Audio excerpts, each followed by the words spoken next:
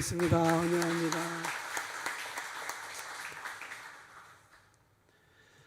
할렐루야. 예, 감사합니다. 오늘도 주님 앞에 감사로 찬양으로 예배드리는 태연의 성도들과 가정 위에 주의 백성들 가운데에 하나님의 은혜가 가득하시기를 축복합니다. 좀 오래된 노래인데요. 여러분 혹시 아실까요? 소녀시대라고 하는 여성 그룹이 있었는데 소원을 말해봐. 예, 아시나요? 소원을 말해봐, 예, 제가 목사가 이 노래를 불러볼 일이 있겠어요. 근데 많이 그냥 귀전을 들었는데 다른 가사는 전혀 안 들리는데 소원을 말해봐라고 하는 가사가 늘 인상적이었습니다. 이번 설교를 준비하면서 제가 가사를 한번 찾아봤는데 내용이 이런 거예요. 그래요, 나는 당신의 지인이. 지인은 뭐예요? 램프의 요정이. 난 널 사랑하니 소원을 말하면 이루어주겠다, 이런 거죠. 여러분, 사람들은 모두가 마음속에 소원을 품고 살아갑니다. 여러분들은 그 소원을 다 이루고 사시나요? 그 소원이 간절히 이루어지기를 원하지만 어떤 이유 때문에 소원이 이루어지지 못하고 있는 것들이 있을 것 같아요.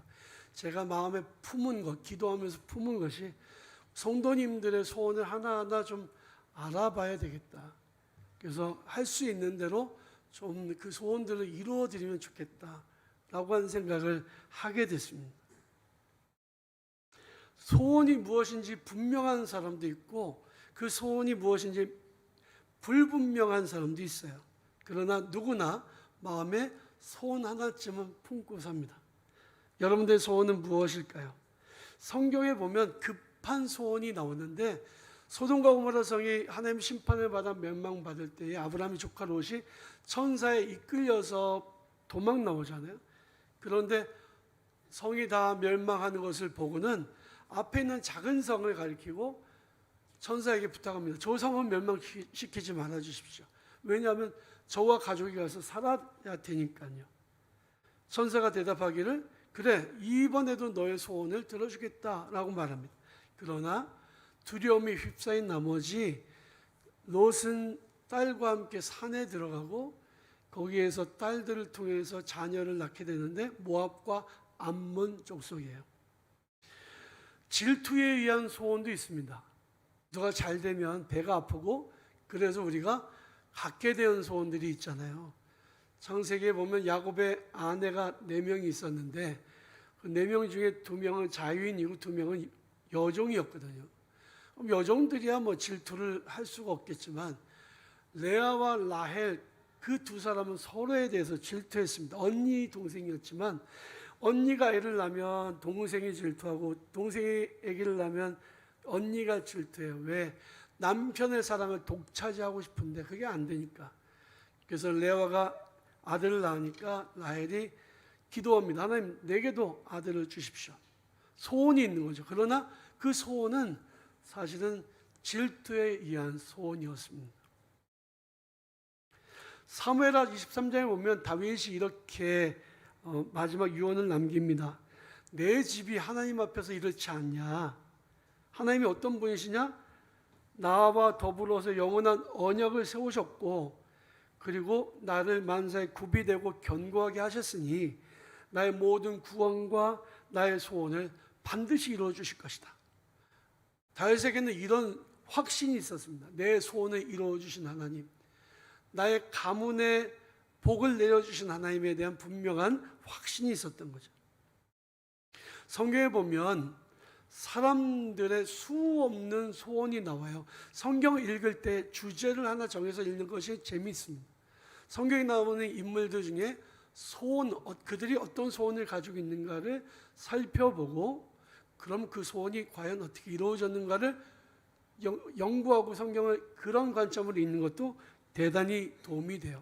금요 밤 기도회 때 지금 23주 동안 기도의 용사들이라는 주제로 말씀을 나눴습니다. 금요 밤 기도에 참여하신 분들은 아마 그 주제로 공부를 하셨을 거예요. 여러분 따로 성경 공부할 시간이 없어도 금요 밤 기도에 이렇게 주제를 정하고 하는 성경 공부에는 참여하시면 굉장히 도움이 됩니다.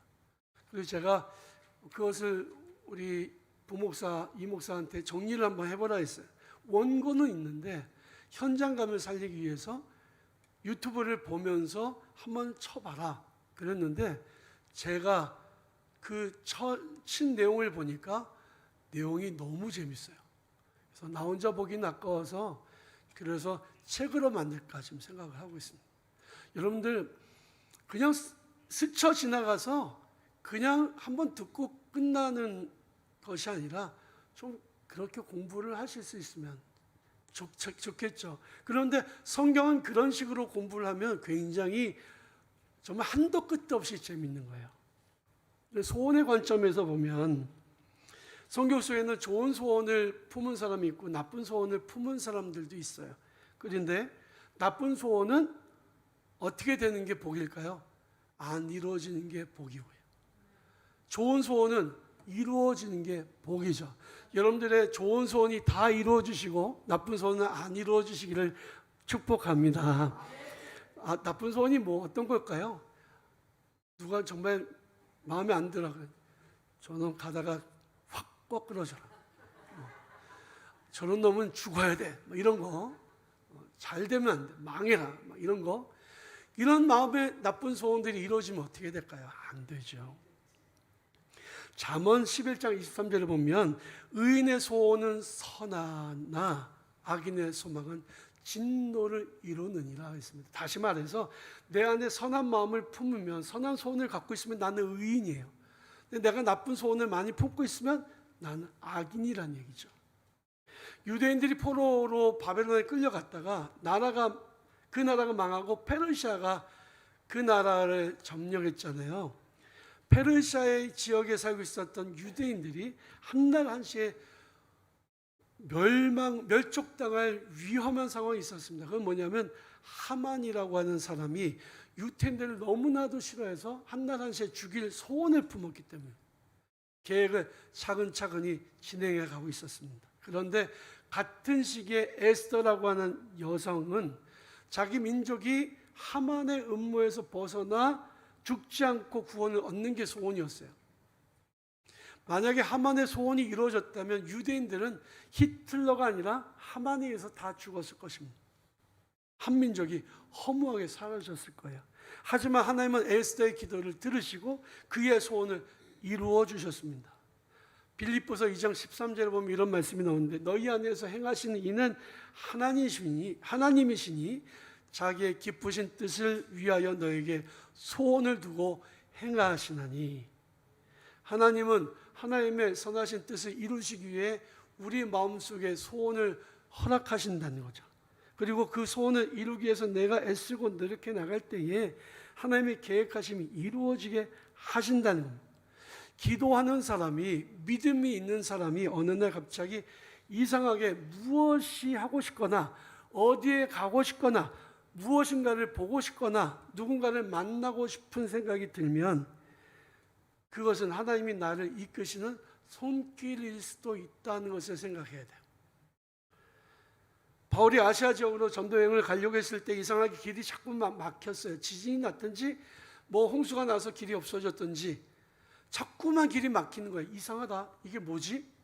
바울이 생각했는데 어느 날 자는 도중에 꿈속에서 마게도냐 사람이 나와서 손짓을 하면서 건너와라. 그리고 우리를 좀 도와줘. 이런 꿈을 꿨단 말이에요.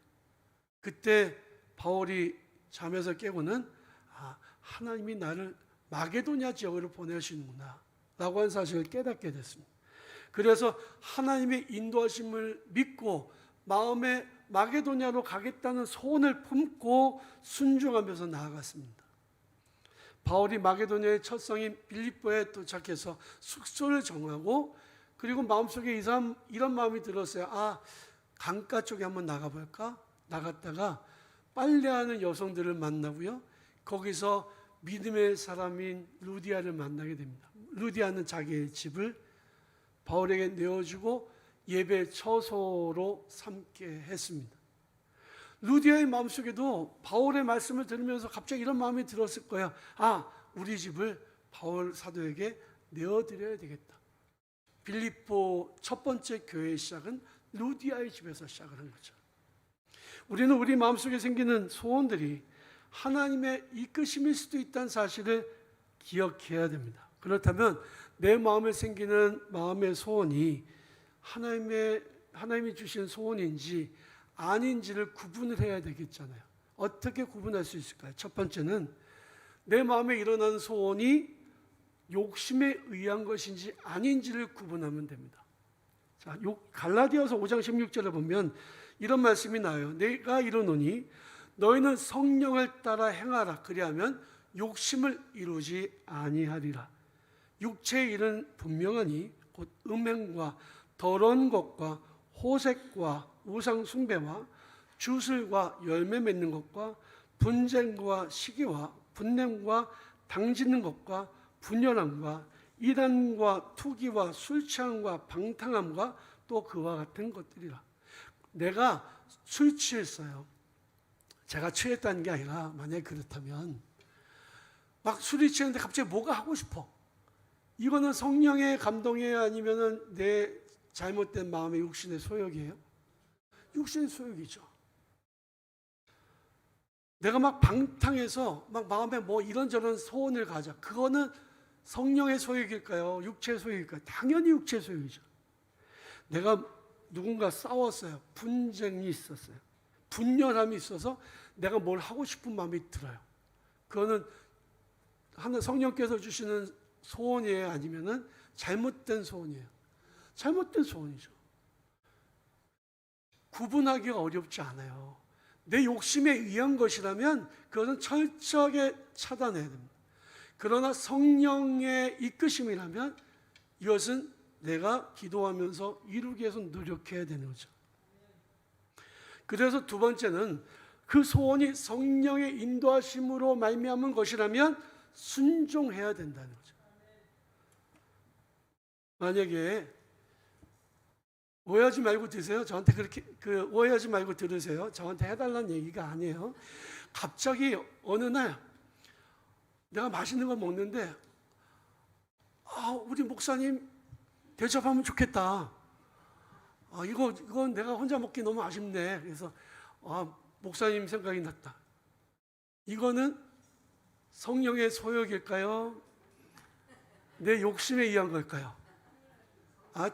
대답 좀 해보세요. 이게 성령이 내 마음에 주시는 감동이에요? 아니에요? 그거는 아멘 하는 분은 아멘인 거고 아니면 많은 거지 뭐. 해달라는 얘기가 아닙니다. 오해하지 마세요.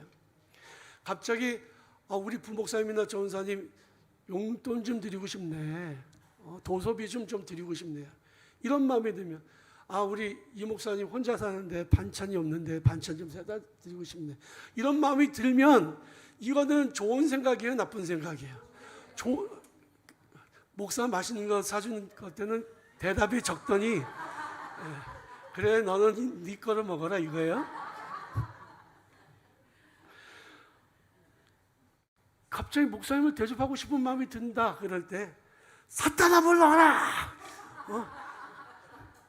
그리고 막 이런 기도 시험에 들게 하지 마옵시고 이렇게 마음이 들면 안 되겠죠. 마음에 내가 좋은 마음이 들면 이거는 물리칠 이유가 없잖아요. 사진 한번 보여주실까요? 방송실? 방송실 사진.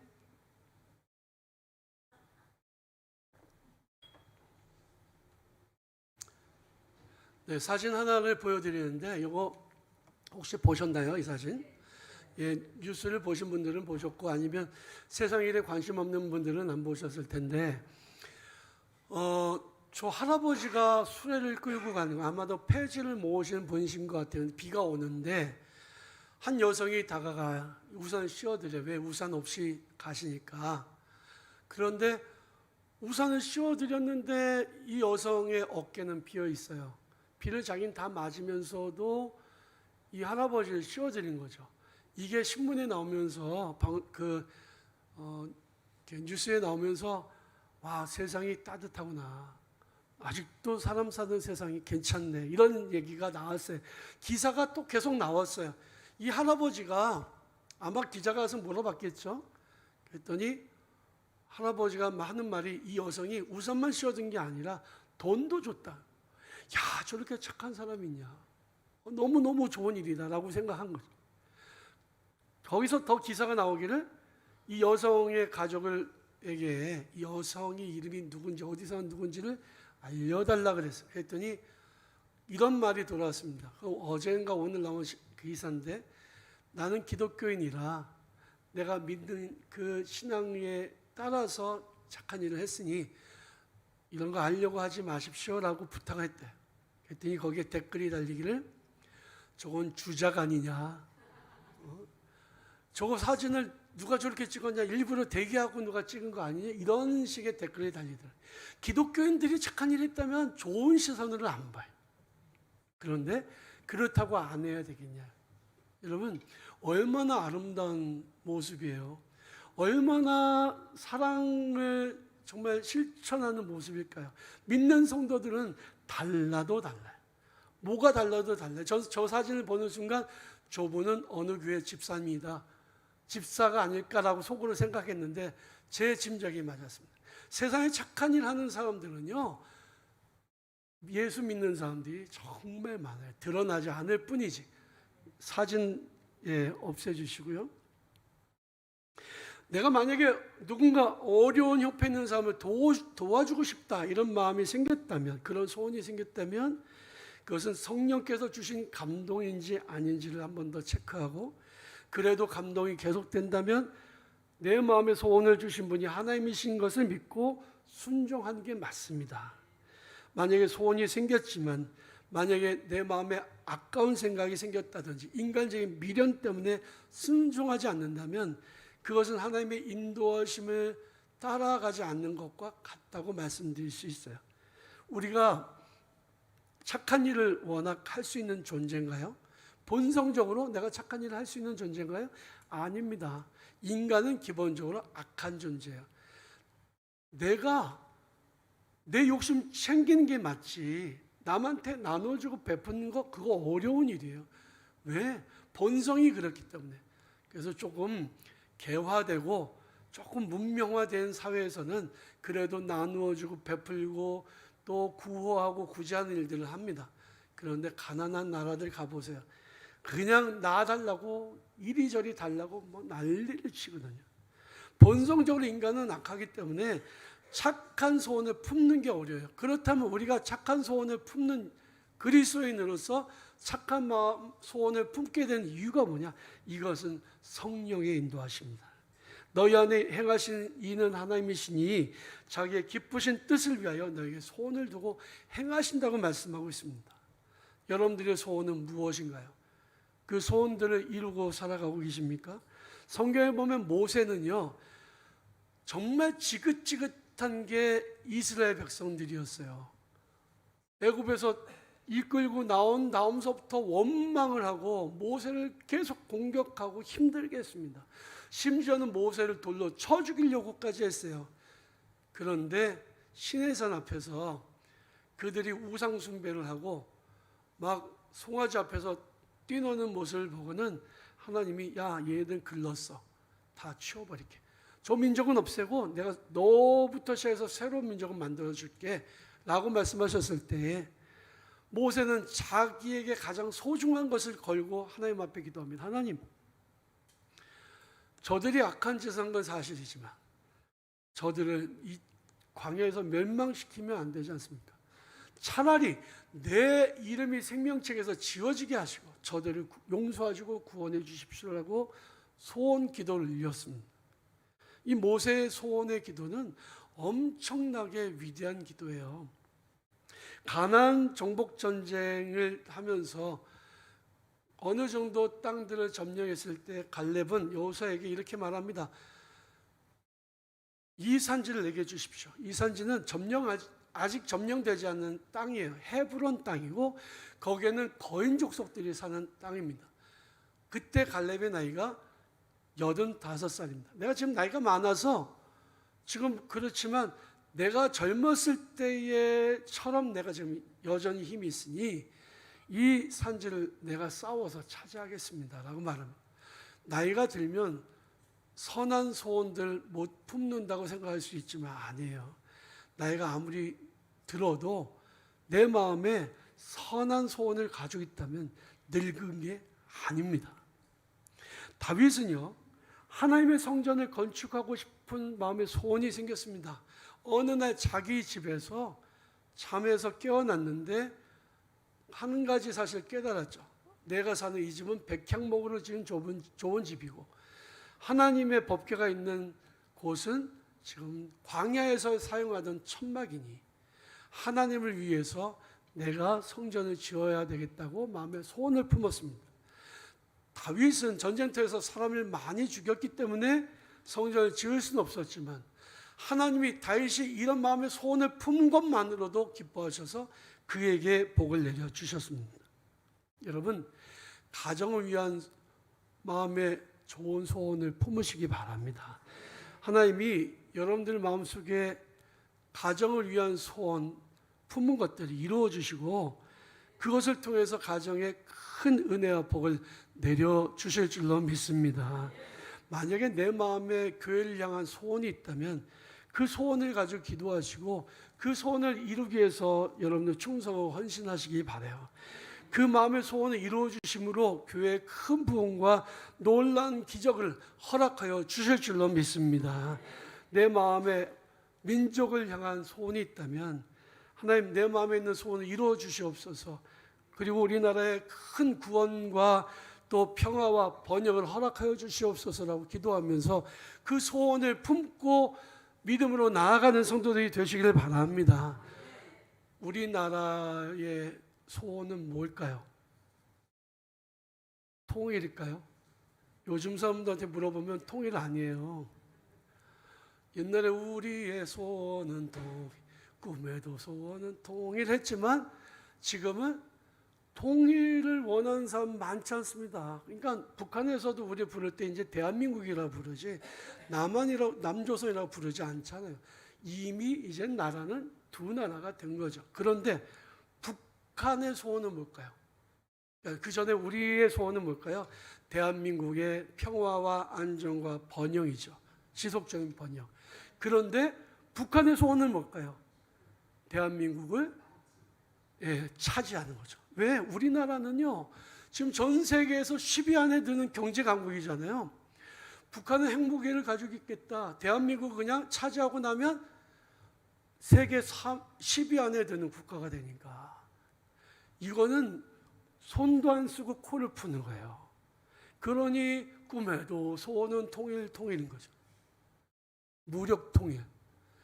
북한에서 무력 통일을 하고 나면 저부터 아마 아오지 탄강이나 우리 장로님들도 예외 없이 우리 믿는 성도들은 아마도 남김없이 지구상에서 사라질 겁니다. 여러분, 누구의 소원을 하나님이 이루어 주셔야 될까요? 우리의 소원을 이루어 주셔야죠. 나라와 민족을 위해서 우리가 소원을 품고 기도해야 됩니다. 오늘 본 말씀에 보면요, 이런 말씀이 나오죠. 여호와께서는 자기에게 간구하는 모든 자, 곧 진실하게 간구하는 모든 자에게 가까이 하시는도다. 그는 자기를 경외하는 자들의 소원을 이루시며 또 그들의 부르짖음을 들으사 구원하시리로다 했습니다. 하나님께서 우리의 소원을 이루어 주실 줄로 믿습니다. 마지막 한 가지의 소원, 우리가 이 세상에서 믿음의 삶을 잘 살다가 주님을 부르신 그날에 큰 고통과 아픔도 없이 주님이 우리 부르시기 전날까지 정말 주님을 위해 살다가 그냥 편안하게 가는 거죠. 조은삼 권사님의 아버님이 돌아가셨는데 어제까지도 아버지와 대화를 했다. 근데 오늘 새벽에 갑자기 돌아가셨다. 너무나도 갑작스럽지만 그러나 얼마나 복된 죽음인지 모르겠어요. 우리 홍덕희 장로님도 돌아가셨지만 크게 아프지 않고 102살의 삶을 살고 가셨잖아요. 우리 모두 사고당하지 않고 평생을 살아가는 동안에 행복하고 건강하게 장수하면서 주님이 부르시는 그날에 주님 부르시면 아멘하고 천국으로 나아가는 그런 복된 삶을 사시기를 바랍니다. 그런 소원이 이루어지시기를 주님의 이름으로 축원합니다.